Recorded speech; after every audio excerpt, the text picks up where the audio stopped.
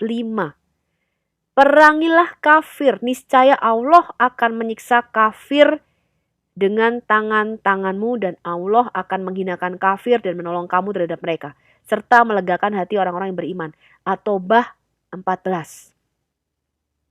Apabila kamu bertemu dengan orang-orang kafir, ya terjemahan Indonesia harus dikasih dalam tanda kurung teman-teman. Kalau enggak ini bisa terjadi pembantaian massal di Indonesia, ya teman-teman.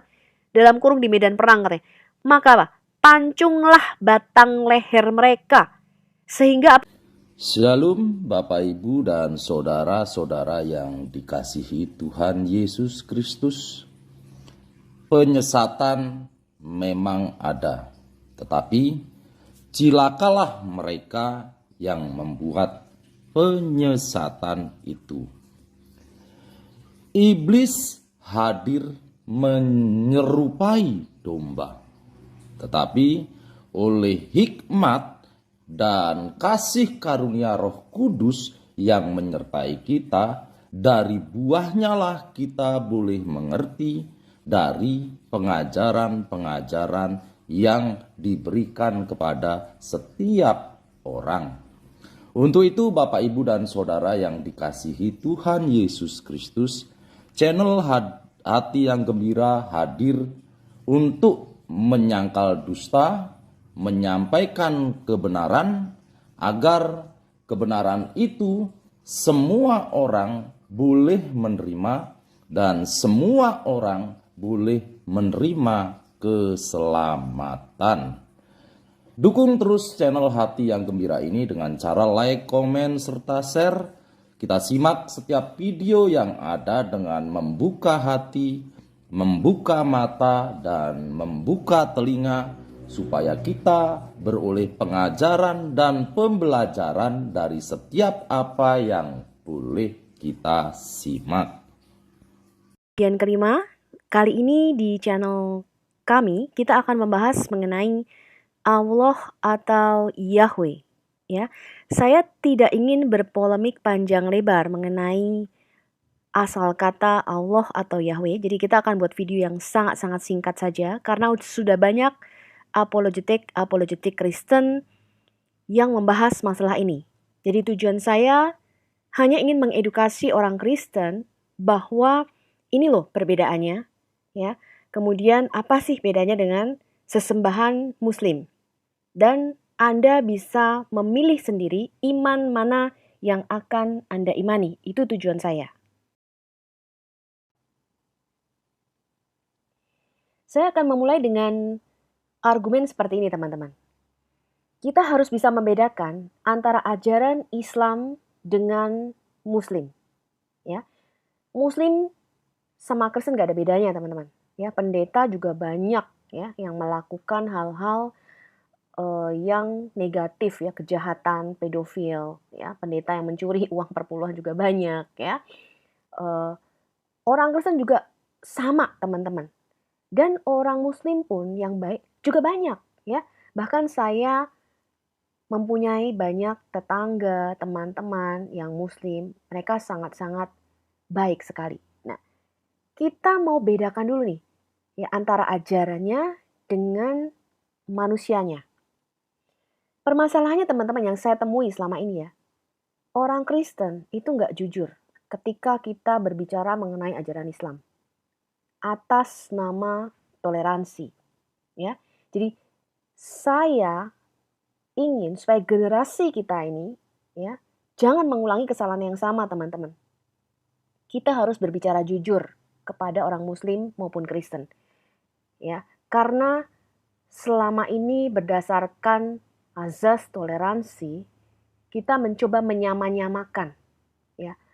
Itu pun yang dulu saya pikirkan, teman-teman. Jadi semua sama kok, ya. Mereka juga kenal nabi-nabinya sama. Gak ada bedanya deh. Kita menyembah satu Allah, caranya aja yang berbeda. Ini sangat-sangat deceptif, menyesatkan, ya. Sehingga sebagai orang-orang Kristen, apalagi yang awam, ya, yang ketika dia tidak berakar kuat di dalam firman, dia mudah goyah, teman-teman. Ya, yang menyatakan bahwa kamu tuh menyembah 3 Tuhan. Kami menyembah hanya satu Allah. Karena apa? Dia tidak mempunyai akar pondasi firman yang kuat. Nah, generasi sekarang jangan ulangi lagi kesalahan itu, teman-teman. Ya, kita harus bicara jujur. Nah, kalau kita mau berargumen, kita harus mulai dengan yang namanya perbedaan. Ya, kalau persamaan nggak ada argumen dong. Ya, kamu suka apa? Aku sukanya bakso. Ya udah sama, aku juga suka bakso. Nggak ada argumen, ya kan? Kita harus membahas apa bedanya. Ya, kenapa dua agama ini nggak bisa disatukan? Kenapa kitabnya tidak bisa disatukan? Ya, kita harus jujur tentang apa yang Islam ajarkan itu bertentangan dengan isi Alkitab, Taurat maupun Injil. Nah, jadi kenapa kitab Perjanjian Baru, kemarin sudah saya singgung, itu bisa disatukan menjadi satu Alkitab dengan Perjanjian Lama karena isinya tidak bertentangan. Ya, jadi nubuat nabi-nabi yang ada di kitab Perjanjian Lama itu digenapi di dalam Yesus. Jadi ada sekitar 300 kutipan dari kitab Perjanjian Lama yang dikutip di Perjanjian Baru. Jadi diteguhkan malah. Tidak menentang, teman-teman, bahwa Mesias itu akan lahir, Mesias itu adalah Yahweh sendiri, Mesias akan mati dan bangkit pada hari ketiga. Tapi begitu Quran ini 700 tahun kemudian datang, dia mengambil nama-nama istilah-istilah yang sama, apalagi di dalam Alkitab terjemahan bahasa Indonesia ya, ini bagi orang awam yang nggak ngerti apa-apa. Tetapi ceritanya itu versinya sendiri, ya, dia buat versi sendiri, teman-teman, ya. Nah, kita harus mengakui ini, teman-teman, dan kita harus mengedukasi anak-anak kita, ya, generasi Kristen ini loh yang benar, ya. Jadi jangan percaya cerita hoax, ya. Kita harus tahu mana yang fakta dan mana yang hoax, ya kan? Ada kisah mengenai misalnya, ya, salah satu bintang sinetron terkenal. Kita harus tahu dulu nih fakta apa hoax, ya nggak? Walaupun namanya sama, ya, sama-sama nih si A misalnya. Tapi ceritanya jadi beda. Ternyata yang dikabarkan itu bukan versi yang sebenarnya. Nah, saya rindu, teman-teman. Makanya saya membuat channel ini. Karena kita tuh harus bantu saudara-saudara kita. Pertama, kita harus meneguhkan sendiri iman-iman orang Kristen. Yang kedua, teman-teman, kita harus bisa meluruskan saudara kita yang kebingungan ini. Karena mereka itu berpikir bahwa kitabnya itu menyempurnakan, meluruskan. Padahal bukan meluruskan, teman-teman, tapi malah membengkokkan gitu loh. Ya. Nah, hanya satu kuncinya, teman-teman, untuk Anda tidak bisa disesatkan. Apapun itu. Ya, jadi saya juga melihat banyak pengajaran-pengajaran gereja itu yang saat ini melencengnya luar biasa. Melenceng banget, ya. Hanya dengan apa? Kunci pengetahuan. Tentu saja dengan hikmat Roh Kudus, ya. Kita dapat membawa mereka kepada terang yang benar dan keluar dari selubung yang menutupi mereka. Ya. Sudah saatnya orang Kristen tahu apa yang menjadi kepercayaan dan konsep Islam dan apa bedanya dengan Alkitab. Saya tuh heran, teman-teman, kenapa ya di masjid-masjid, ya di khotbah-khotbah itu mereka kok bisa menghujat-hujat orang Kristen. Mengatakan orang Kristen itu kafir, darahnya halal, menghujat Yesus, ya, dikatakan manusia disembah sebagai Tuhan. Tuhan kok bisa dilahirkan dukunnya siapa? Kok bisa ada perkataan-perkataan begitu? Kemudian nanti juga kita akan melihat, teman-teman, ketika mereka berdoa, itu mereka mengutuki orang Kristen dan terutama Yahudi ya. Jadi nggak ada orang lain yang mereka kutuki kecuali Kristen dan Yahudi. Nah, ini kenapa, teman-teman? Tetapi saya itu bahkan tidak pernah mendengar pendeta berbicara mengenai Muhammad atau Islam sama sekali, nggak pernah.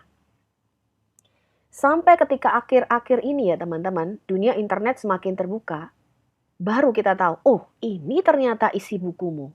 Ini ternyata ajaranmu.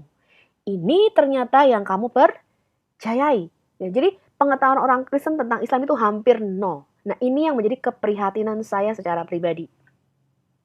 Ya.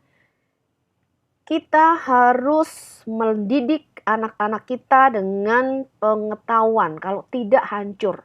Ya, Tuhan berkata umatku binasa karena kurang pengetahuan, bukan kurang doa atau kurang puasa, enggak.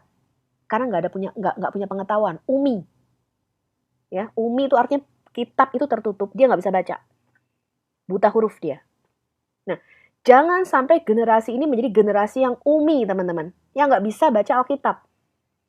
Ya, makanya kemarin saya mengatakan bahwa Perjanjian Lama itu adalah simbol kiasan nubuatan dan semuanya tentang Yesus di situ. Jadi kita harus menemukan Yesus di dalam setiap lembarnya. Ketika nanti kita go through kepada kitab Taurat dan kitab nabi-nabi.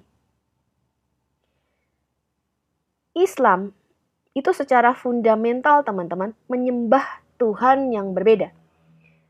Mempunyai ajaran yang berbeda. Dan mempunyai tujuan hidup yang berbeda. Nah, saya mendorong sudah saatnya orang-orang Kristen itu berapologetika. Tetapi juga yang benar, ya. Ini yang menjadi keprihatinan saya, teman-teman. Kita harus bisa membedakan dulu, teman-teman. Orang Kristen harus bisa membedakan antara ajaran Islam yang dikatakan di dalam Alkitab itu termasuk di dalam 1 Yohanes 2 ayat 22. Siapakah pendusta itu? Bukankah dia yang menyangkal bahwa Yesus adalah Mesias? Dia itu adalah antikristus, yaitu dia yang menyangkal baik Bapa maupun Anak. Ajaran Islam termasuk di sini nggak? Dia menyangkal kebapaan daripada Allah. Dia nggak bisa sebut Allah itu bapaknya. Padahal Alkitab dari mulai Perjanjian Lama sampai Perjanjian Baru, Allah itu memperkenalkan dirinya atau mereveal himself, mewahyukan dirinya sebagai apa? Bapa. Israel disebut anak sulung. Kita anak bungsu nih gereja, ya. Dia menyangkal the sonship, ya, hubungan keanakan Sang Firman itu dengan Bapa. Jadi apa nih namanya, teman-teman? Antikris. Ya, saya katakan dengan jelas. Itu ajaran antikris, ya. Jadi ketika dia menyangkal baik Bapa maupun Anak, dia nggak punya anak dan tidak punya Bapa. Barang siapa tidak mempunyai anak, dia tidak mempunyai Bapa. Barang siapa tidak menghormati anak, dia juga tidak menghormati Bapa, kata Yesus. Antikris. Jelas, ya. Nah, teman-teman, dalam 2 Korintus 10 ayat 4 sampai 5 dikatakan demikian, teman-teman. Karena our weapon, senjata kami itu bukan karnal, ya. Bukan senjata duniawi, melainkan apa? Senjata yang diperlengkapi dengan kuasa Allah yang sanggup untuk meruntuhkan apa? Benteng-benteng yang ada di dalam pikiran mereka ini. Untuk apa? Kami mematahkan setiap siasat orang dan merubuhkan setiap kubu yang dibangun oleh keangkuhan manusia untuk menentang pengenalan akan Allah. Jadi mereka tuh menentang, teman-teman, bahwa Allah itu ada triune God. Ya, gak bisa terima ini. Kami menawan segala pikiran dan menaklukkannya kepada Kristus. Nah, ini bedakan dengan orang Muslim yang Yesus mati menebus mereka. Saya tahu ada beberapa teman-teman yang berbisik demikian, teman-teman. Aduh, kita lebih baik itu menunjukkan kasih kepada orang Muslim, ya. Kita tidak usahlah berapologetika, berpolemik, ya, di dunia YouTube atau di media sosial. Nggak perlu berpolemik seperti itu. Saya kurang setuju. Kenapa? Karena tidak berpolemik pun mereka sudah lebih duluan membuat polemik, ya. Mereka mengatakan Tuhan tidak mati tapi diserupakan. Itu sudah berpolemik, teman-teman. Mereka mengatakan Yesus bukan Allah. Itu sudah berpolemik. Mereka menyatakan apa? Yesus bukan Tuhan. Nah, justru inti iman Kristen 3 hal, ya, teman-teman, ya. Yang pertama adalah Yesus mati, kemudian bangkit pada hari ketiga, dan Yesus adalah Tuhan. Ketiga-tiganya ini disangkal oleh ajaran Islam. Padahal ketiga ini adalah kunci keselamatan. Jadi mereka tidak akan bisa diselamatkan kalau mereka tidak mengakui ketiga hal ini. Yaitu bahwa Yesus harus mati, dan bahwa untuk menebus dosa-dosa kita, kemudian dia harus bangkit pada hari ketiga, dan bahwa Yesus adalah Tuhan. Di atas pengakuan ini, teman-teman, itu terdapat keselamatan. Itu adalah kekuatan Allah, itu adalah Injil. Ya, Injil itu kamu harus percaya bahwa Yesus mati, bangkit, dan kemudian dia menjadi Tuhan. Nah, Islam itu menyangkal ini teman-teman. Justru inti yang menyebabkan mereka pada keselamatan, yang membawa mereka pada keselamatan, itu bisa dibelokkan iblis, disangkal sama iblis. Nah, kemudian kita menyatakan bahwa kita diam-diam aja. Itu bukan kasih, teman-teman. Ketika kita mengasihi mereka, Alkitab berkata apa? Renggut mereka seperti dari dalam api. Nah, kalau Anda ketemu face to face langsung, tentu saja Anda harus menjalin persahabatan dulu dong ya. Nggak bisa tiba-tiba Anda langsung khotbahin mereka. Ya, mereka akan merasa diserang. Tentu saja ada teknik cara-caranya. Bagaimana kita bisa membawa percakapan kita sampai pada yuk kita belajar bareng yuk. Kita lihat bareng yuk. Ya. Nah, itu pun teman-teman kalau mereka memang digerakkan oleh Roh Kudus.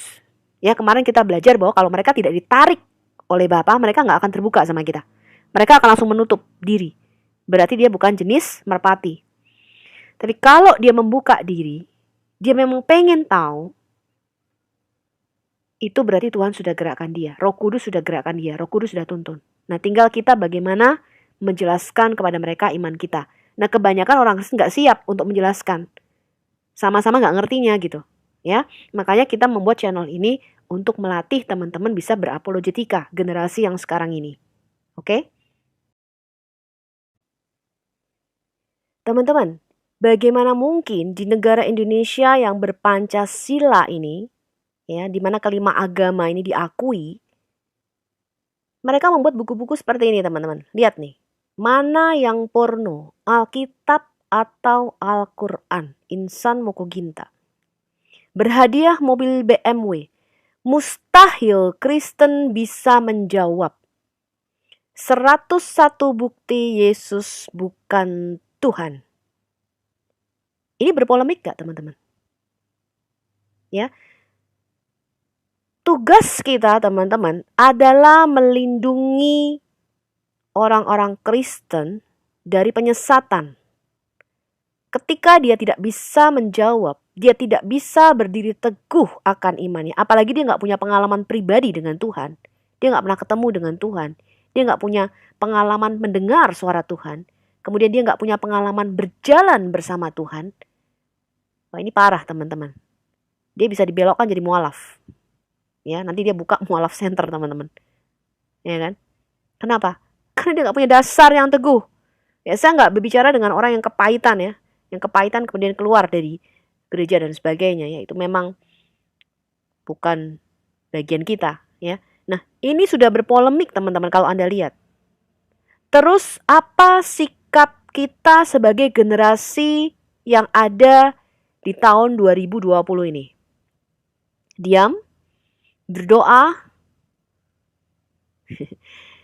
tunjukkanlah perbuatanmu dari imanmu. Kita harus menjawab teman-teman. Kemarin kita sudah lihat ya, ketika ada penghujatan ataupun kontra terhadap iman Kristen, yaitu siapa kemarin? Celsus, ya, mereka membuat buku. Celsus itu membuat buku apa kemarin? Logos Aletes, ya. Dia menghujat iman Kristen, mengatakan Yesus anak haram dan sebagainya. Lalu apa yang akan kita lakukan teman-teman? Kita nggak akan membunuh, memenjarakan seperti yang orang-orang muslim lakukan selama ini. Benar ya? Ini buku-buku ini teman-teman, kalau saya bilang ini bisa dipenjarakan loh. Dia menghujat iman Kristen teman-teman. Tapi begitu kita mengkritik Islam, ya, mereka nggak terima. Kan aneh ini teman-teman. Berarti apa? Mereka itu berdiri di atas pasir. Dasar imannya tidak kuat.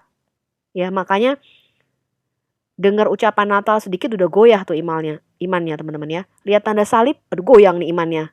Ya kan? Gak bisa terima itu.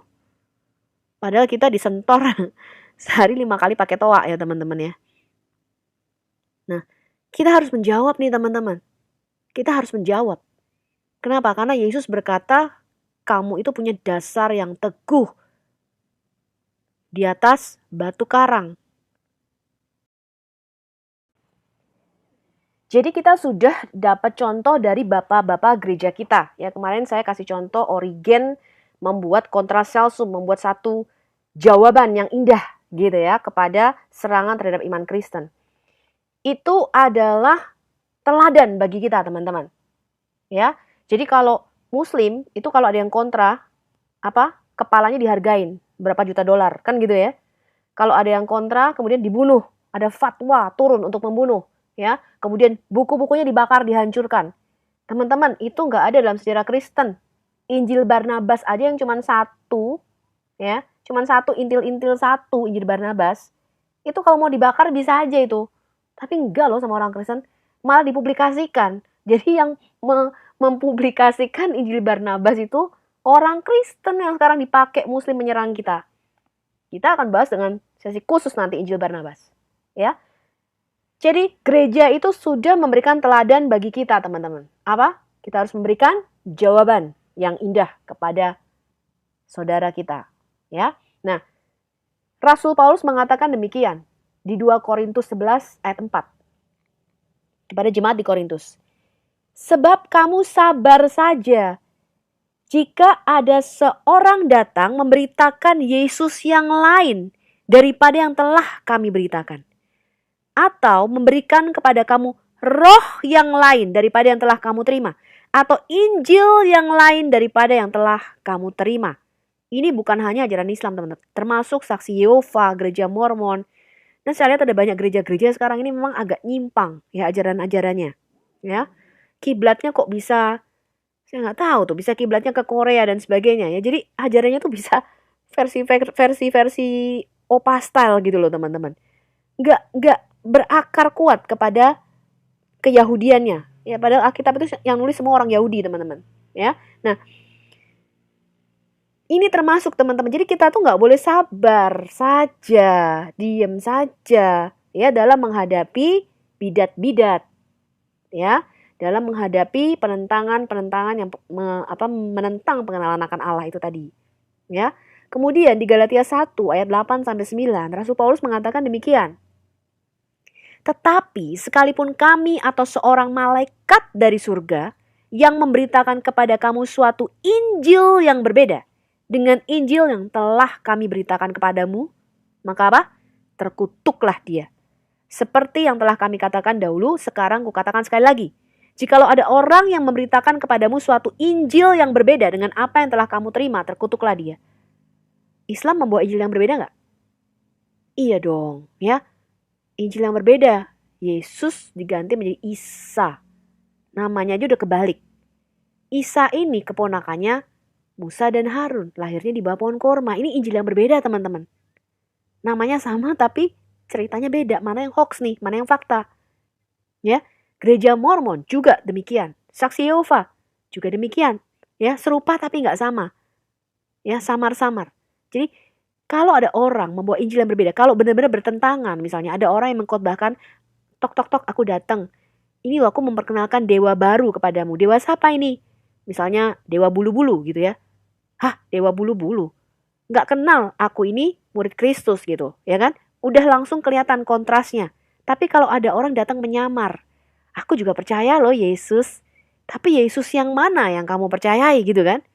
Nama Yesus banyak, teman-teman. Yesus dari Nazaret kah? Yang mati, menebus dosa, bangkit pada hari ketiga, lalu dia naik ke surga, dan namanya adalah Tuhan, hakikatnya ilahi kah? Atau Yesus yang mana? Yesus yang dari Spanyol. Ya kan? Yesus yang mana nih yang dia beritakan, teman-teman? Kita harus jelas dulu nih. Ya enggak? Kemudian Rasul Petrus mengatakan demikian, teman-teman.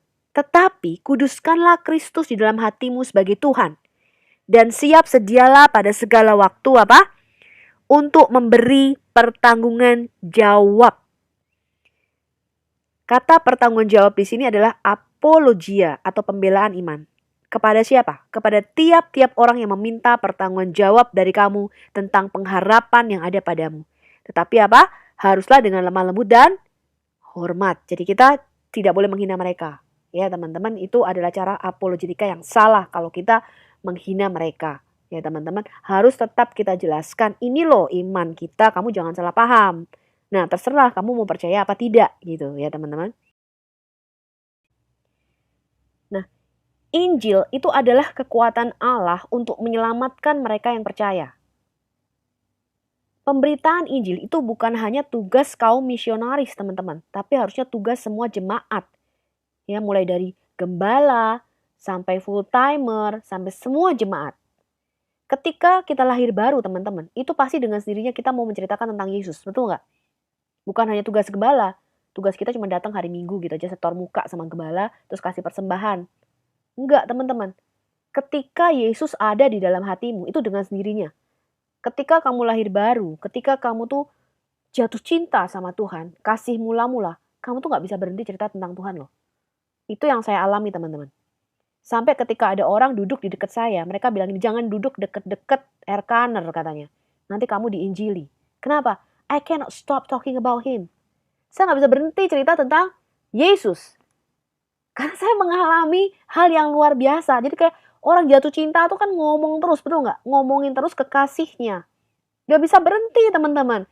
Hatinya tuh meluap, berkobar-kobar. Ya, saya dulu mengatakan, sebelum saya lahir baru, saya ngomong gini, teman-teman. Semua agama tuh sama, teman-teman. Jalannya aja yang beda. Jangan terlalu fanatik lah sama agama.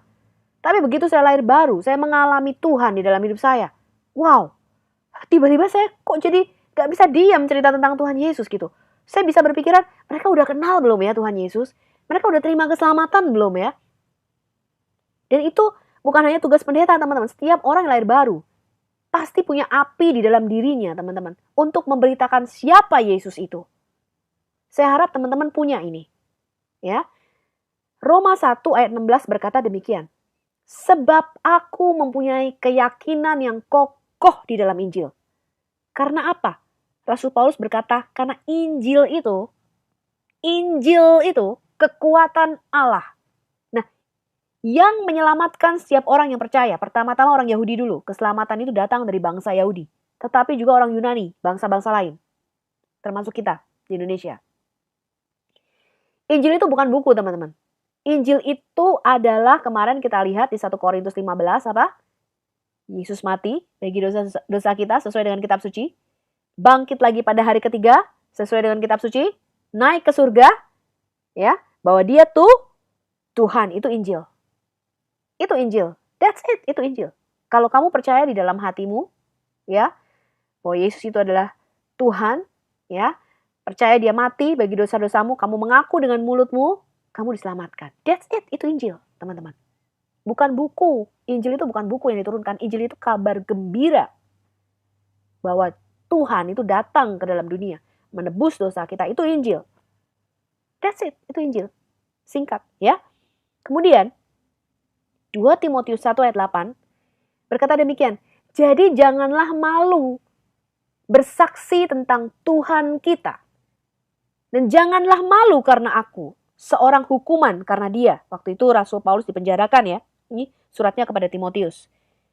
Melainkan apa? Ikutlah menderita bagi Injilnya oleh kekuatan Allah.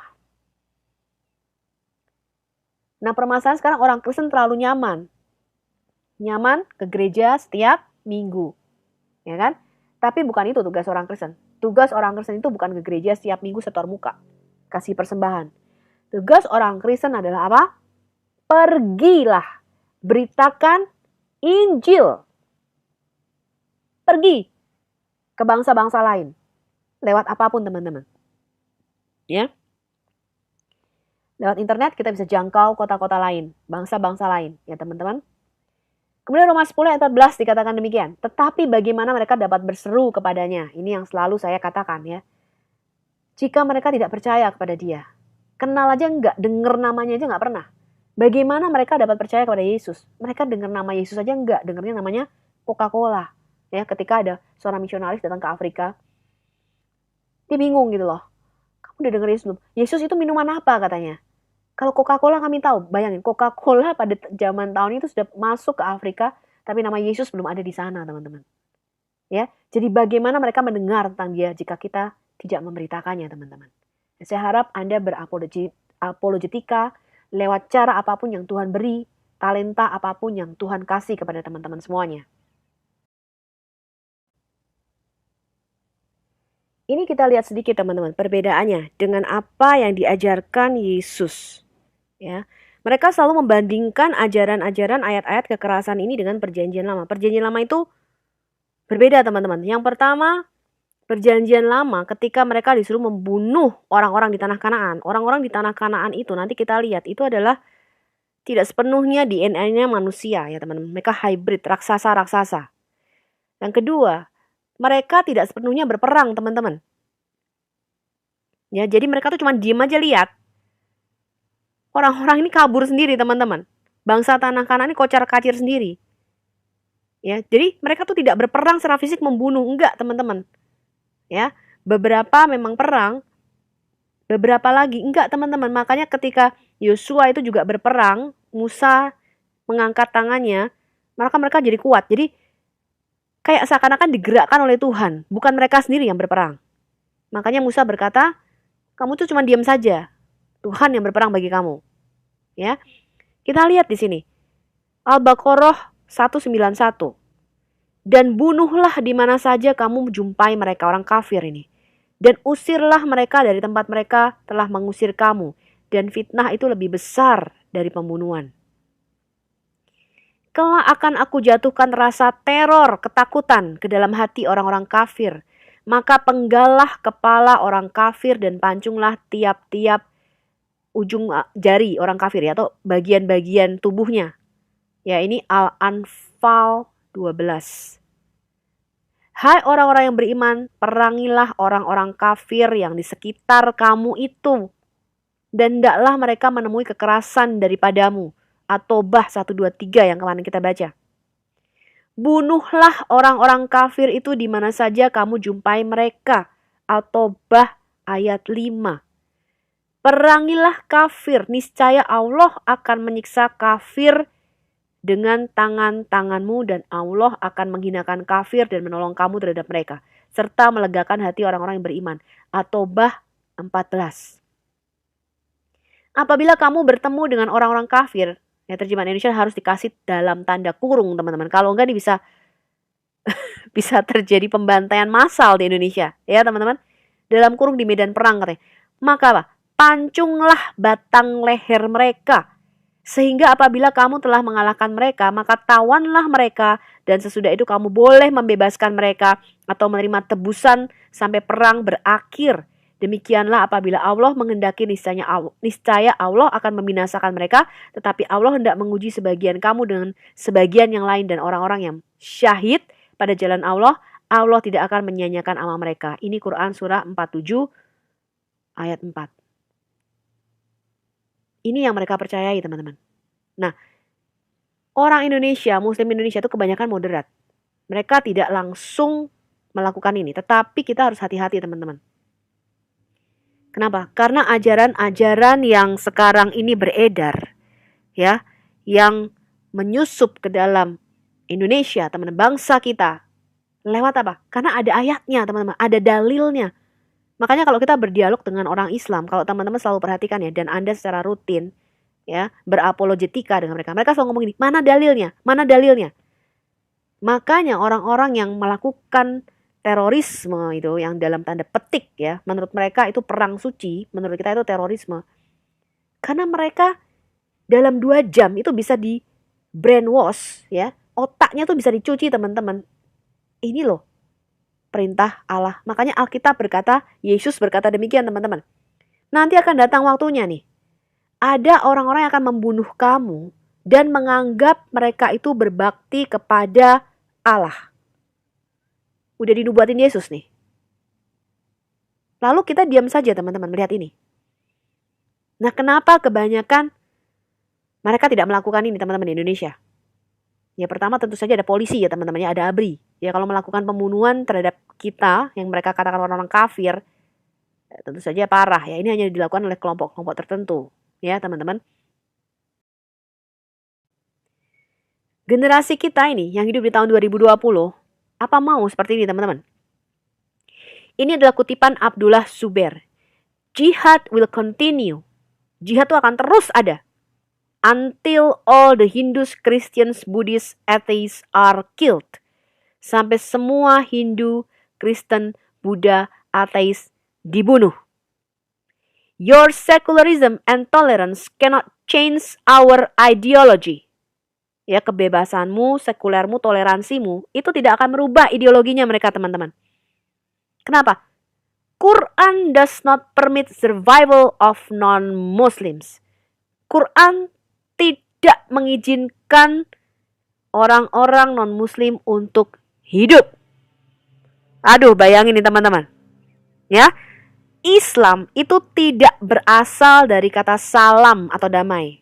Ya, jadi mereka selalu mengatakan Islam itu peace brother, ya, sister. Islam itu damai. Enggak, teman-teman.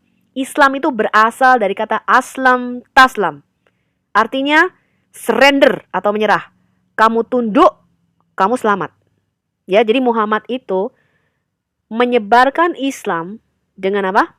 By sword, dengan pedang. Jadi dia merebut Mekah itu dengan pedang, teman-teman. Kalau kita ketika di lantai loteng Yerusalem, Yesus mengatakan, kamu tunggu ya, nanti kamu Roh Kudus akan turun. Maka mereka kepenuhan Roh Kudus, mereka berkhotbah, teman-teman. Rasul Petrus berkhotbah, 3.000 orang diselamatkan nih. Islam itu gak begitu, teman-teman, sejarahnya. Orang-orang itu masuk Islam bukan karena kepenuhan Roh Kudus, bukan karena tertempelak hatinya bertobat, enggak. Kalau kamu gak tunduk, maka darahmu itu halal buatku, hartamu halal buatku. Tapi kalau kamu tunduk aslam taslam, ya, maka harta dan darahmu itu kami lindungi, katanya. Ya masuk aja lah, teman-teman. Ya enggak? Kalau enggak, ya kan? Penggal kepalanya, teman-teman. Ini sejarah. Jadi Muhammad itu, menurut sejarah Islam sendiri ya, itu mengirim duta besar dengan surat penaklukan kepada siapa? Heraklius, kaisar kekaisaran Romawi Timur. Khosrus II, kaisar Persia. Negus Ethiopia, Mugawis penguasa Mesir. Harith Ghazani, gubernur Suriah. Dan Munzir Ibnu Sawa, penguasa Bahrain. Apa suratnya? Contoh ya. Ini adalah surat Muhammad untuk Raja Oman, Yaifer, dan saudaranya Abdul al-Jalandi. Dalam nama Allah, Ar-Rahman Ar-Rahim, yang Maha Pemurah dan Maha Penyayang. Dari Muhammad bin Abdullah ke Jaifer dan Abdul al-Jalandi, salam sejahtera bagi dia yang mengikuti bimbingan yang benar. Setelah itu, saya mengundang Anda berdua ke dalam panggilan Islam untuk merangkul Islam, to embrace Islam. Allah telah mengirim saya sebagai seorang nabi kepada semua makhluknya, agar saya dapat menanamkan rasa takut kepada Allah di dalam hati makhluk-makhluk durhakanya, sehingga tidak ada alasan bagi mereka yang mengingkari Allah. Jika Anda berdua menerima Islam, Anda akan tetap memimpin negara Anda. Tapi jika Anda menolak panggilan saya, maka semua harta Anda tidak tahan lama. Penunggang kuda saya akan mengambil alih tanah Anda, dan kenabian saya akan mengambil kendali atas kerajaan Anda. Nah, ini suratnya teman-teman kepada Heraklius ya. Dalam nama Allah Ar-Rahman Ar-Rahim, ya, pemurah penyayang. Tapi kalau nggak tunduk, penggal gitu ya. Surat ini dari Muhammad, hamba Allah dan Rasulnya, sampai Heraklius, penguasa Bizantium. Salam sejahtera baginya yang mengikuti jalan yang benar. Selanjutnya saya mengundang Anda ke Islam, dan jika Anda menjadi seorang Muslim, Anda akan aman darah dan hartamu, dan Allah akan menggandakan hadiah Anda. Jika Anda menolak undangan Islam ini, Anda akan melakukan dosa dengan menyesatkan arisyin Anda atau para petanimu. Dan saya membacakan untuk Anda pernyataan Allah. Kul Muhammad, ya, katakanlah Muhammad. Wahai ahli kitab. Ahli kitab itu orang Yahudi dan Kristen ya, dalam pandangan Islam.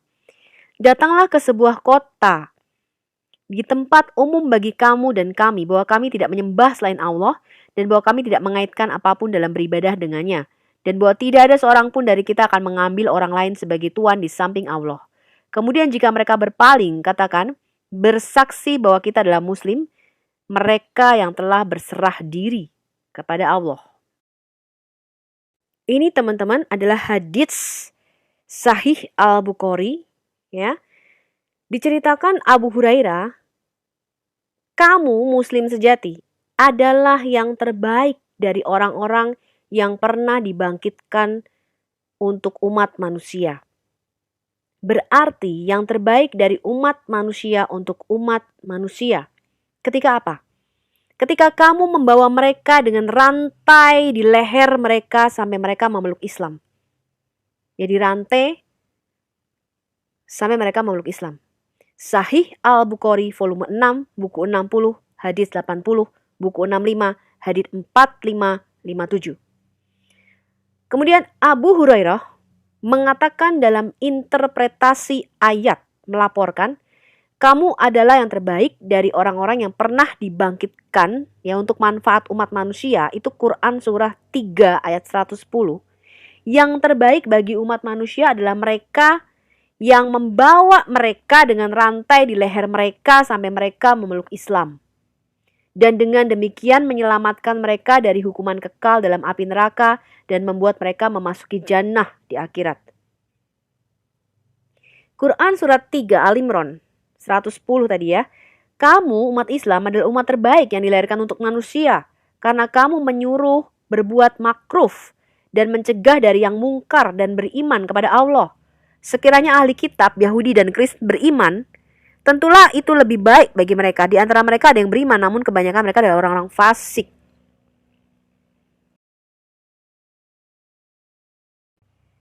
Nah, saya mau fair juga teman-teman ya. Di dalam Alkitab Perjanjian Baru, apakah Yesus pernah menyuruh kita melakukan tindakan kekerasan memaksa orang untuk masuk Kristen dan percaya kepada kekristenan? Gak pernah teman-teman. Ya, Yesus berkata kamu beritakan kerajaan surga. Yesus gak pernah memberitakan agama Kristen masalahnya. Ya, Yesus itu tidak datang membawa agama. Yesus berkata kamu beritakan satu kerajaan baru nih, yaitu kerajaan surga.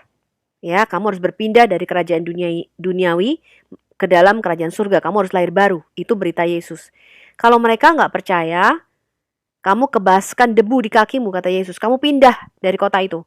Kalau mereka percaya, mereka akan diselamatkan dan dibaptis. Tapi kalau mereka gak percaya, kamu kebaskan debu, tanda kamu gak bersalah. Artinya kamu sudah beritakan Injil. Kamu tidak menanggung darah orang itu.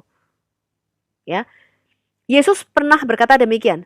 Sekarang ini, pada waktu dia mau ditangkap di malam hari ya, di malam hari pada waktu dia berdoa di Taman Getsemani, sebelumnya dia mau ditangkap, dikhianati oleh Yudas Iskariot, Yesus berkata demikian. Sekarang barang siapa yang mempunyai bekal ya teman-teman, jual, beli pedang katanya. Terus Rasul Petrus berkata ini Tuhan ada 2 pedang. Nah, apakah ayat ini menunjukkan bahwa Yesus kekerasan? Enggak teman-teman, karena ketika Petrus memutus telinga hamba imam besar itu ya, yang menjemput mau menciduk Yesus dari Taman Getsemani yang mau dibawa ke pengadilan ke imam-imam besar, Yesus malah menyembuhkan loh. Dan Yesus berkata barang siapa memakai pedang dia akan mati oleh pedang. Nah, pedang itu untuk apa? Kenapa Yesus mengatakan kamu beli pedang? Karena kitab nubuatan Nabi Yesaya teman-teman, dia itu terhitung di antara pemberontak-pemberontak. Nah, kalau Yesus pada waktu itu ya tidak membawa pedang, tidak membawa kekerasan sama sekali, dia gak bisa diajukan ke mahkamah Romawi. Karena Romawi itu tidak mengenal yang namanya hukum penghujatan. Gak kenal, gak ada itu urusanmu sendiri, urusan agama Yahudi kalau masalah penghujatan itu. Makanya ketika di hadapan Pontius Pilatus, Yesus gak ditanya apakah kamu Mesias dan sebagainya. Dia gak peduli hal kayak gitu, itu urusan agamawi. Yang dia tanya, kamu raja gak? Karena tuduhan orang-orang Yahudi pada waktu itu, dia mengaku raja loh. Padahal raja kami cuma kaisar. Berarti dia mau memberontak nih Pontius Pilatus, kamu harus hukum dia nih secara politik. Ya, makanya nubuatan Nabi Yesaya berkata dia akan terhitung di antara apa? Pemberontak-pemberontak. Jadi itu tanda pedang itu. Ya, kemudian di Lukas 19, kemarin kita udah bahas. Ketika Yesus berkata, pada waktu dia datang lagi nih, kedua kalinya, orang-orang yang tidak suka dia menjadi rajanya, bawa ke sini, bantai bunuh. Kenapa? Karena pada waktu kedatangan Yesus yang kedua kali, dia gak datang lagi sebagai bayi, sebagai anak domba, penebus dosa dunia, enggak. Dia akan datang naik apa? Naik kuda, lambang peperangan. Jubahnya akan dicelup dengan darah para musuhnya. Yesus akan membantai itu para antikris. Orang-orang yang tidak mengakui dia sebagai Tuhan akan dibunuh teman-teman. Betul-betul. Makanya manfaatkanlah masa-masa grace period ini. Kenapa dibunuh? Kemarin kita sudah jelaskan teman-teman. Karena dia Tuhan. Dia memberi kita nyawa. Dia memberi kita kehidupan. Dia yang berhak mengambilnya. Jadi hanya Tuhan yang berhak membunuh. ya. Jadi yang membunuh itu Tuhan, teman-teman. Kita nggak berhak membunuh. Nah, kita lihat sekarang. Ini adalah jumlah nama-nama nabi yang disebutkan dalam Quran. Ternyata ketika kita cek, teman-teman, Isa, supposedly ini Yesus ya, itu disebut sekitar 870 kali, baik dalam nama aslinya maupun dalam sebutan orang ketiga. Ya, 25 kali dengan nama Isa, dengan nama orang ketiga 48 kali, dengan nama orang pertama 35 kali, sisanya sebagai gelar dan atribut. Ya, Musa disebut sekitar 136, kemudian Ibrahim, Nuh, Lot, Yusuf, Adam, Harun, Salomo, Ishak 17 kali. Nah, Yesus ini senter dan pusat di dalam Quran dan Alkitab, penting. Makanya silsilahnya disebutkan. Bahkan dibuatkan surah tersendiri lagi ibunya, surah Maryam, surah 19. Ya, keluarganya dibuatkan surah tersendiri, Al-Imran. Ada nggak silsilah Muhammad di dalam Quran? Kita nggak bisa tahu, teman-teman. Kita hanya tahu dari sirat Rasulullah, Ibn Syam. 200 tahun setelah Muhammad meninggal, biografinya. Ya, kita akan membahas khusus nanti mengenai sirat Rasulullah dari Ibn Syam yang mengedit sirat dari Ibn Ishaq, ya, kakek gurunya.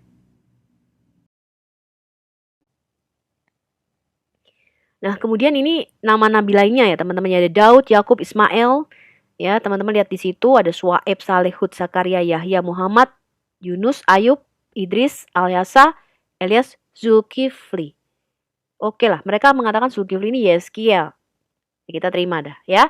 Elias itu Elia katanya. Alyasa ini Elisa katanya. Ya, disama-samain ya. Idris ini Henok. Henok jadi Idris. Ya udahlah ya, samain aja ya. Nah, Suaib. Suaib ini siapa? Gak disebutkan, teman-teman. Ini berbeda, teman-teman, dengan Alkitab. Ya. Alkitab itu jelas. Namanya dari mana, asalnya dari sini, anaknya ini gitu ya, bisa kita cek. Nah, ini katanya Yitro. Yitro itu mertua Musa, imam di Midian. Ini keturunannya Keturah. Ya, Yitro itu keturunannya Keturah. Ya, orang Midian. Saleh. Sama-samain sama Metusaleh. Ya oke lah ya. Apa kata lu lah ya. Kita terima. Nah, katanya ini juga Nabi Bahai. Ya, kita nggak jelas. Kemudian Hud itu adalah Eber katanya. Tapi juga nggak jelas ini siapa Nabi Hud ini. Sekarang kita lihat, Yerusalem itu disebut sekitar 806 kali di dalam perjanjian lama maupun perjanjian baru. Mekah itu disebut 1 kali di Quran surah 48 ayat 24, yaitu lembah daerah sekitar Mekah, Makatta. Tapi yang ada adalah kata Bakka. Nah, Bakka ini di Quran surat 3 ayat 96, Al-Imran. Sesungguhnya rumah yang mula-mula dibangun manusia ialah Baitullah yang dibakah katanya, yang diberkati dan menjadi petunjuk bagi semua manusia. Nah, kata Mekah ini pertama kali masuk di dalam peta dunia dan dalam tulisan sejarah itu pada abad ke-8. Nanti kita mungkin akan bahas sedikit mengenai bukunya Dan Gibson buat teman-teman supaya tahu ya. Semua masjid sampai tahun 705 Masehi, awal-awal Islam, itu berkiblatnya ke Petra Jordan, jadi ke utara malah. Nah, bukti arkeologinya itu Masjid Washid berkiblahnya tuh antara Petra dan Mekah. Washid itu artinya antara. Nah, masjid ini yang pertama kali nggak ke Petra, tapi tengah-tengah antara Petra dan Mekah. Baru pada tahun 876 Masehi, semua masjid kiblatnya ke Mekah 250 tahun kemudian. Ini kenapa nih kok kiblatnya ke Petra? Nanti kita lihat ya, ternyata Bakah itu yang katanya ada aliran sungainya, ada pertaniannya. Itu nggak cocok sama topologi kota Mekah yang sekarang. Karena Mekah yang sekarang ini padang gurun ya teman-teman. Ya, di lembah. Nah, ini dapat dari mana teman-teman? Early Islamic Qibla, a survey of mosque built between tahun berapa itu teman-teman? 622 sampai 876 Masehi, Dan Gibson. Ya, buku ini diterbitkan tahun 2017. Jadi dia benar-benar datang ke setiap masjid itu, dia ngitung dan dia ngukur teman-teman. Ini kiblatnya kemana? Teliti sekali dia. Dalam bukunya itu jelas sekali ya teman-teman. Nah, kata Muslim itu juga baru dikenal pertama kali abad ke-8 pada saat Khalifah Marwan bin Al-Hakam, yaitu tahun 744-750. Ini bukti sejarah.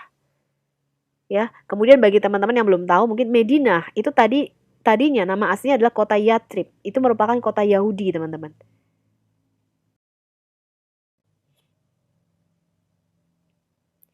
Lalu apa sih kata Alkitab tentang siapa sih nabi palsu itu dan antikris?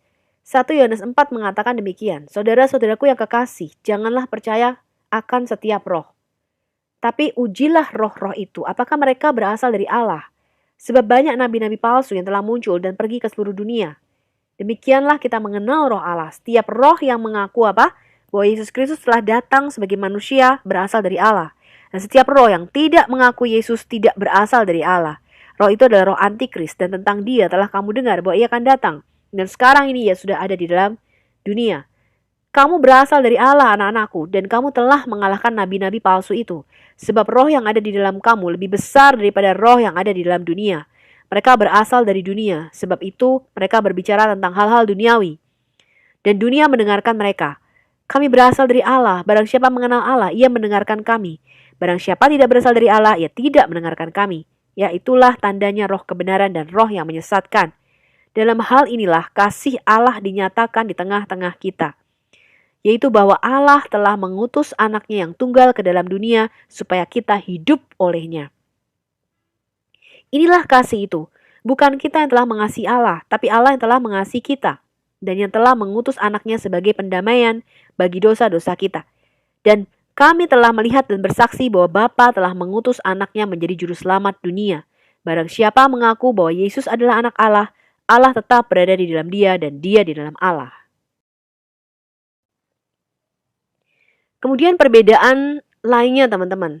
Cerita mengenai siapa sih Yesus itu, ya. Dikatakan demikian, dalam bulan yang ke-6, Allah tuh menyuruh malaikat Gabriel pergi ke sebuah kota di Galilea bernama Nazaret. Kepada seorang perawan yang bertunangan dengan seorang bernama Yusuf dari keluarga Daud. Nama perawan itu Maria.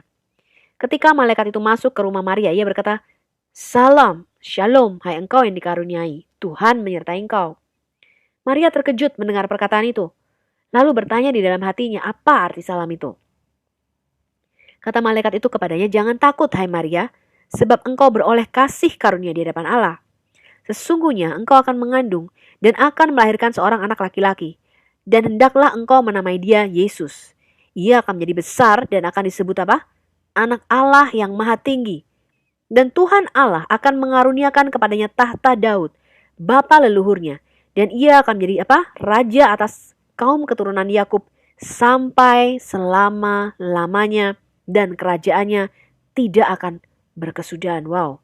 Ya, kata Maria kepada malaikat itu, bagaimana hal itu mungkin terjadi karena aku belum bersuami? Jawab malaikat itu kepadanya, Roh Kudus akan turun atasmu dan kuasa Allah yang Maha Tinggi akan menaungi engkau. Sebab itu anak yang akan kau lahirkan itu akan disebut kudus, anak Allah. Dan sesungguhnya Elisabet, sanakmu itu, ia pun sedang mengandung seorang anak laki-laki pada hari tuanya. Dan inilah bulan yang ke-6 bagi dia, yang disebut mandul itu. Sebab bagi Allah tidak ada yang mustahil. Kata Maria, sesungguhnya aku ini adalah hamba Tuhan, jadilah padaku menurut perkataanmu itu. Lalu malaikat itu meninggalkan dia. Nah, cerita di Alkitab, malaikat Gabriel menyatakan anak ini anak Allah yang maha tinggi. 700 kemudian. Kalau ini malaikat yang sama teman-teman, kok bisa beda wahyu gitu, beda perkataan ya. Saya membiarkan Anda berpikir dan Anda harus menyelidiki sendiri. Ya, saya encourage Anda untuk belajar teman-teman, cerdas ya. Kita harus mengasihi Muslim teman-teman. Dengan cara apa? Dengan cara membawa kebenaran kepada mereka. Nah, orang Kristen ini kebanyakan buta tentang apa yang Muslim imani. Dia nggak ngerti nih. Kemudian dibelokkan menjadi mualaf karena ketidaktahuannya.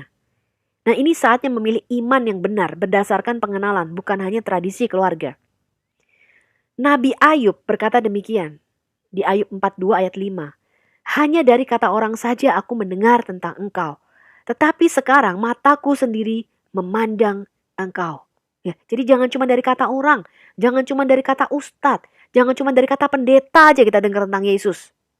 Pendetanya mati teman-teman.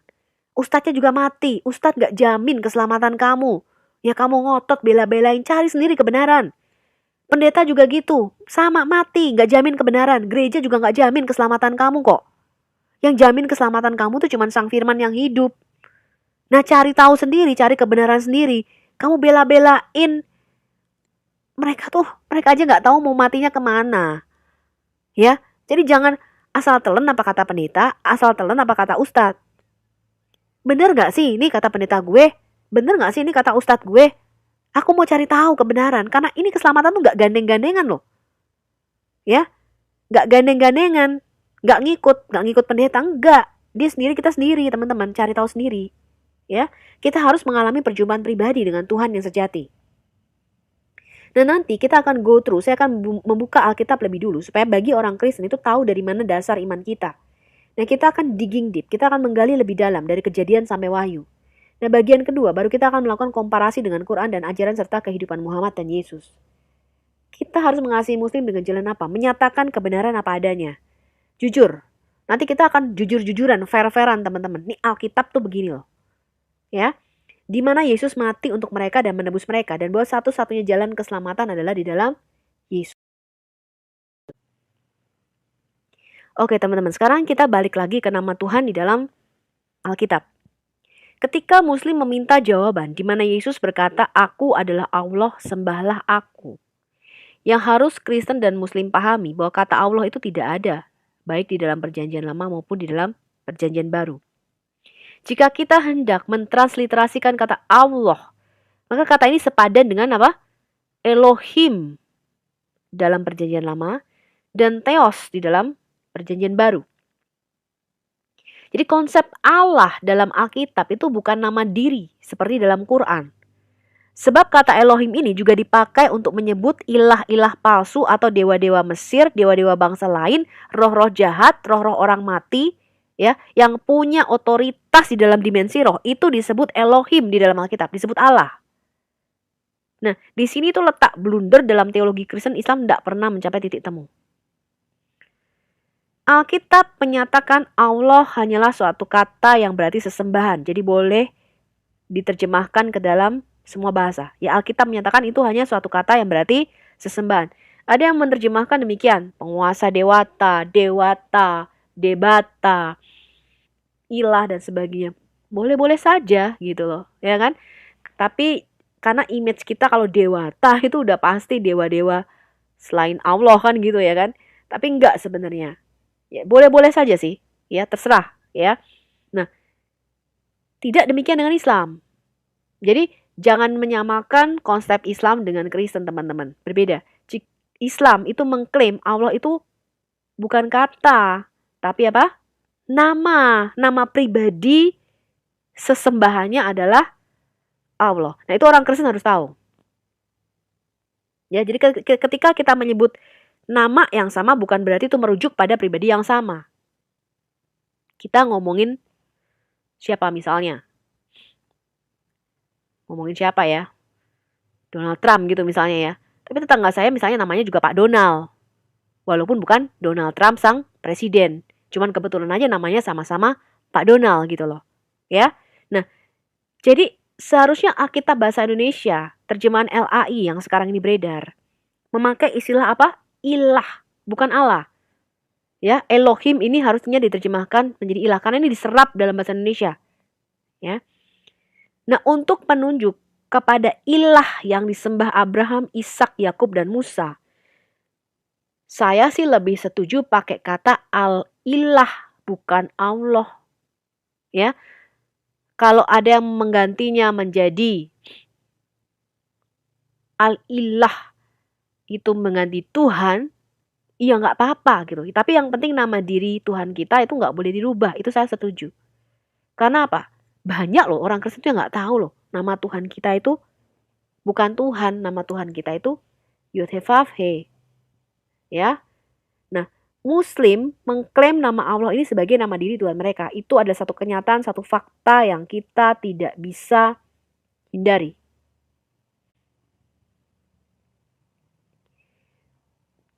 Dan bagaimana di dalam perjanjian baru? Yod-Heh-Vav-He atau Yahweh ini kan gak ada di dalam perjanjian baru. Nah, tahun 280 sebelum Masehi, itu kita mempunyai Alkitab yang namanya Septuaginta LXX atau Septuaginta 70 ya, terjemahan dari 72 orang penterjemah ya. Itu 280 tahun sebelum Yesus lahir. Kitab-kitab Perjanjian Lama itu diterjemahkan dari bahasa Ibrani ke bahasa Yunani. Nama Tuhan di dalam Perjanjian Lama, yaitu Hashem, Adonai ini, Yud-Heh-Vav-He ini, Yahweh, itu diterjemahkan menjadi Kurios di dalam Septuaginta. Nah, jadi ketika 280 tahun kemudian masa Yesus dan masa kitab-kitab Perjanjian Baru itu ditulis dalam bahasa Yunani, rasul-rasul itu tahu ketika dia menulis Kurios, itu berarti menunjuk kepada Yod-Heh-Vav-He, menunjuk kepada sang nama itu Hashem atau Adonai. Karena Yesus itu bukan landlord ya, bukan tuan tanah atau tuan takur. Ya, dia nggak punya kuasa seperti itu di bumi, teman-teman. Jadi ketika muridnya memanggil dia Kurios, dia tahu itu adalah nama kudus itu yang nggak bisa disebut. Ya, karena pada waktu itu orang Yahudi itu sudah kebanyakan tidak bisa berbahasa Ibrani, teman-teman. Kebanyakan bahasanya Yunani. Jadi hanya orang-orang khusus, imam-imam, orang-orang ahli Taurat yang berbicara bahasa Ibrani waktu itu. Rata-rata orang awam tuh udah nggak bisa. Ya, makanya mereka mengatakan Kurios. Tapi mereka tahu ketika mereka menyebut Kurios, itu ya Yud-Heh-Vav-He. Sama ketika orang Yahudi mengatakan Hashem atau Adonai. Ya, teman-teman. Nah, ini sejarahnya gitu loh. Ya. Nah, posisi saya di mana, teman-teman? Posisi saya, Anda boleh nggak setuju. Boleh, ini negara bebas. Ya, kalau nggak setuju nggak dipenjarain kok. Ya, boleh nggak setuju sama saya. Saya sangat mendukung dikembalikannya nama diri Tuhan kita ke dalam Alkitab terjemahan Indonesia. Saya sangat mendukung. Harus dikembalikan. Kenapa? Karena generasi kita ini jadi nggak kenal loh, teman-teman. Jadi rancu. Ya, tidak boleh diganti dengan gelar. Nah, beberapa posisi teman-teman yang lain, teman-teman. Jadi gereja-gereja ortodoks Syria dan sebagainya, saya menghormati mereka. Ya, saya sangat menghormati dari apologet ya, Kristen ortodoks Syria. Saya sangat menghargai, saya juga belajar dari mereka. Mereka mau mempertahankan kata Allah ini dalam Alkitab terjemahan Indonesia sebagai istilah. Ya, karena orang Arab Kristen katanya pakai kata Allah ini. Mereka menyebut Tuhannya juga dengan Allah. Permasalahannya, teman-teman. Ya, permasalahannya, kata ini sudah diklaim oleh Islam sebagai nama diri. Nah, kita kok mau balik lagi gitu loh kepada masa-masa ketika Alkitab ini awal-awal diterjemahkan. Kita ini udah di tahun 2020, teman-teman. Harus menyesuaikan perkembangan zaman. Ya, kenapa? Karena Alkitab ketika diterjemahkan di tahun 1800-an, itu yang menerjemahkan orang Islam. Namanya Abdullah bin Abdul Qadir. Disebut juga Munshi Abdullah bin Abdul Qadir, orang Malaya pada waktu itu. Ya. Nah, dia lahir tahun 1796 di Malaka, Malaya. Meninggal tahun 1854, Jeddah di Arab Turki, ya sekarang di Arab Saudi. Dia penulis kelahiran Malaya, mempunyai peran penting sebagai cikal bakal sastra Melayu modern. Ini singkat aja ya, saya kasih biografinya tentang dia. Dia keturunan campuran Arab dan Tamil ya, campuran Arab sama India. Ya, jadi budayanya Melayu Muslim, lahirnya di Melayu. Nah, Abdullah lahir dan dibesarkan di Malaka yang dijajah Inggris. Dia mengajarkan bahasa Melayu kepada tentara India. Nah, kemudian akhirnya dia mengajarkan bahasa Melayu kepada para misionaris, pejabat dan pengusaha Inggris dan Amerika waktu itu. Kemudian dia adalah penyalin dan juru tulis bahasa Melayu untuk siapa? Stamford Raffles. Kemudian penerjemah Injil dan teks-teks lainnya ke dalam bahasa Melayu untuk London Missionary Society di Malaka tahun 1815. Nah, 20 tahun kemudian dia berfungsi sebagai penerjemah dan mencetak bagi Dewan Pers Misi Amerika di Singapura. Nah, ini kan sudah tahun 1800 gitu, teman-teman. Nah, walaupun Anda adalah ahli-ahli bahasa gitu, teman-teman, saya menghormati sekali bapak-bapak, ibu-ibu ini. Ya, mereka sangat-sangat senior. Alangkah baiknya kita menyesuaikan, teman-teman. Jangan sampai generasi berikutnya itu nggak kenal siapa nama Tuhan kita. Bring it back, kembalikan itu. Ya, kembalikan itu kepada generasi kita. Kalau LAI tidak bisa melakukan itu, Ada Alkitab lain yang bisa kita rekomendasikan ya teman-teman. Saya dengar ada Alkitab terjemahan lainnya ya, IMB, kemudian Tamparagi juga mengeluarkan Alkitab terjemahannya sendiri ya. Boleh-boleh saja kalau itu mengembalikan nama Tuhan. Tapi misi saya bukan pada namanya sih teman-teman. Tapi bahwa orang Kristen ini harus tahu Allah itu bukan Tuhan kita, itu intinya. Ya, jadi Anda juga bisa pakai Alkitab interlinear langsung, cuman masalah bahasa Inggris ya. Kalau Anda nggak tahu bahasa Inggris jadi repot ya. Ini Alkitab terjemahan Ibrani Inggris dan Yunani Inggris gitu. Kalau Anda tahu bahasa Inggris akan jauh lebih mudah, lebih baik ya. Sekarang kita lihat Kamus Besar Bahasa Indonesia, KBBI. Definisi Allah atau Allah. Allah adalah nama Tuhan dalam bahasa Arab, bukan kata yang berarti sesembahan ya. Pencipta alam semesta yang maha sempurna, Tuhan yang maha esa yang disembah oleh orang yang beriman. KBBI tidak mendefinisikan Allah sebagai kata, tapi sebagai nama. Ini tidak bisa dimasukkan ke dalam teologi Kristen, teman-teman. Jadi saya mendukung sekali dikembalikannya nama Tuhan kita ke dalam Alkitab terjemahan bahasa Indonesia. Itu posisi saya. Sekali lagi, saya tidak anti kata Allah, ya, dan saya tidak anti kata Yahweh. Al-ilah kita adalah Yahweh, Yeshua, Yahweh Shua, Hamasiah. Mazmur 3 ayat 8, ini Tehillim, kitab Mazmur, kitab Tehillim. La Yahweh ha-Yeshua al-Ameh kabir kateka. Selah, ya. Pada Yahweh ada Yeshua, ada keselamatan. Yesus itu ada pada Yahweh, berkatmu atas umatmu. Selah. Nah, saya percaya teman-teman dari bukti-bukti arkeologi dan sejarah yang ditemukan, ya ini adalah posisi gereja ortodoks Syria Timur ya. Mungkin gereja atau orang-orang Kristen Arab itu memakai kata al-ilah. Ya, itu dari bukti arkeologi teman-teman. Jadi kalau mereka menyebut dewa yang tertinggi, jadi ada banyak ilah-ilah gitu ya. Tapi kalau menyebut yang tertinggi itu mereka memakai kata Allah, al-ilah. Jadi inskripsi Nabatean itu menyebutkan bahwa dewa tertinggi mereka namanya Dusara. Yaitu disebut juga al-ilah. Nah, di Mekah, di Ka'bah itu dewa tertingginya namanya Hubal, dewa bulan. Disebut juga al-ilah. Nah, jadi saya percaya dewa yang paling tinggi di dalam pemikiran bangsa Arab pada waktu itu, al-ilah, Allah. Jadi ketika mereka menyebut Tuhan Allah Israel, mereka akan menyebutnya pasti dengan al-ilah juga. Ya, itu posisi saya, ya. Jadi al-ilah kita adalah Yud-Heh-Vav-Heh. Nah, bukti lainnya adalah dari syahadat orang muslim ya teman-teman, bahwa tidak ada ilah selain apa? Selain Allah. Nah, berarti Allah ini adalah nama ya. Tidak ada ilah selain ilah. Ya. Jadi tidak ada ilah selain apa? Al-ilah yang satu itu. Lalu bagaimana dengan Alkitab, teman-teman? Ini syahadatnya kita. Ya, syahadat orang Israel atau orang Yahudi itu di Ulangan 6 ayat 4. Shema Israel, dengarlah hai Israel. Siapa? Adonai, Yahweh ya. Elohenu, our gods, Yahweh Echad. Ya, Shema Israel, Adonai Elohenu, Adonai Echad. Ya, jadi tidak ada ilah selain Yahweh.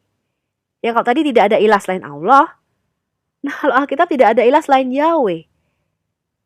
Ya, jadi Anda silahkan berpikir sendiri. Kemudian di Keluaran 12 ayat 12, Tuhan berkata demikian nih. Sebab pada malam ini aku akan menjalani tanah Mesir dan semua anak sulung dari anak manusia sampai anak binatang akan kubunuh. Dan kepada semua Allah di Mesir, ya semua Elohim di Mesir akan kujatuhkan hukuman. Akulah Hashem, akulah Yahweh. Ya, kemudian di Ulangan 6 ayat 14, jangan kamu mengikuti Allah lain, Elohim lain dari antara Elohim atau Allah bangsa-bangsa sekelilingmu. 1 Raja-Raja 8 ayat 60, supaya segala bangsa di bumi tahu bahwa Yahweh lah Allah dan tidak ada yang lain. 1 Tawarik 16 ayat 26, sebab segala Allah bangsa-bangsa adalah apa? Berhala. Tapi Tuhanlah, tapi Yahweh lah yang menjadikan langit. Ulangan 5 ayat 6. Akulah Yahweh, Elohimu, Allahmu, yang membawa engkau keluar dari tanah Mesir, dari tempat perbudakan. Nah, kata Elohim ini jamak teman-teman, artinya gods. Tergantung kalimatnya sekarang. Kalau merujuk kepada Allah Israel, maka diikuti oleh kata kerja tunggal. Ya, verbanya itu verba tunggal. Kalau merujuk pada kata dewa-dewa atau Allah-Allah asing, itu biasanya kata kerjanya jamak. Ya.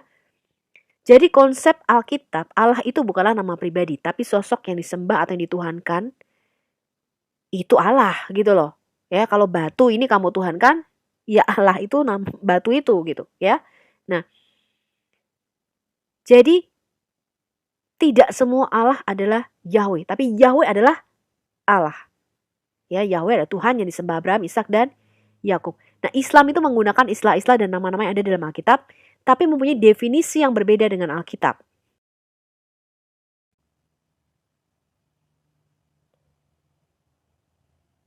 Jadi konsep Islam adalah tidak ada Tuhan selain Allah, tapi konsep Alkitab tidak ada Allah selain Yahweh. Ya, ini bedanya teman-teman. Kemudian kita renungkan sedikit ya teman-teman ya. Pembahasan mengenai etimologi atau asal kata nama Allah, itu nanti akan kita pelajari di bagian kedua setelah kita membahas seluruh Alkitab. Apakah orang Kristen Arab menyembah Allah zaman pra-Islam? Kapan pertama kali kata Allah ini ada? Kita akan melihat bukti-bukti arkeologinya, inskripsinya. Jika kata Allah ini digunakan oleh Kristen maupun Islam Arab, apakah merujuk pada pribadi yang sama? Itu masalahnya. Ya. Nama ayah Muhammad adalah Abdullah, tapi kakek Muhammad adalah penyembah berhala dan orang tua Muhammad masuk neraka. Kenapa? Jadi mereka sebenarnya sudah mengenal kata Allah ini teman-teman. Masalahnya adalah mereka mengasosiasikan Allah dengan dewa-dewa lain. Ya, jadi kata Allah itu sudah dikenal sebelum zaman Muhammad. Kata labaik Allahumma labaik, labaik la syarika laka labaik, itu sudah ada di suku Quraisy. Ibadah haji dan tawaf, Safa dan Marwah juga sudah ada di zaman pra-Islam. Ka'bah dengan batu Yemeni dan batu hitam sudah ada di zaman pra-Islam. Dan yang dilakukan Muhammad adalah membuang berhala-berhala lainnya dan meninggalkan 2 batu yang dianggap suci. Nah, sekian tadi pembahasan kita mengenai Allah atau Yud-Heh-Vah-Veh. Jadi tujuan saya adalah supaya kita punya pengetahuan, orang Kristen tahu mengenai perbedaan ini, begitu juga dengan orang Muslim. Kemudian Anda bisa menggali sendiri, Anda bisa berpikir sendiri, Anda berdoa sendiri, kemudian Anda renungkan ya. Terima kasih teman-teman, Anda sudah mengikuti video kelima tadi. Sampai jumpa di video ke-6. Anda boleh download dan sharingkan video ini kepada teman-teman, semoga menjadi berkat. Kita lihat Roma 10 ayat 13-15, sebab barang siapa yang berseru kepada siapa? Nama Tuhan akan diselamatkan. Tapi bagaimana mereka dapat berseru kepadanya jika mereka tidak percaya kepada dia? Bagaimana mereka dapat percaya kepada dia jika mereka tidak pernah mendengar tentang dia? Bagaimana mereka mendengar tentang dia jika tidak ada yang memberitakannya? Dan bagaimana mereka dapat memberitakan jika tidak diutus? Seperti ada tertulis, betapa indahnya kedatangan mereka yang membawa kabar baik. Marilah kita membawa kabar baik Injil ini ke seluruh pelosok Indonesia. Indonesia pasti akan diselamatkan dan Tuhan akan mencurahkan Roh Kudus-Nya atas bangsa ini. Amin. Saya ucapkan terima kasih telah menonton video ini sampai habis. Dukung terus channel Hati yang Gembira dengan cara like, komen, dan subscribe. Tuhan Yesus Kristus memberkati kita semua. Amin.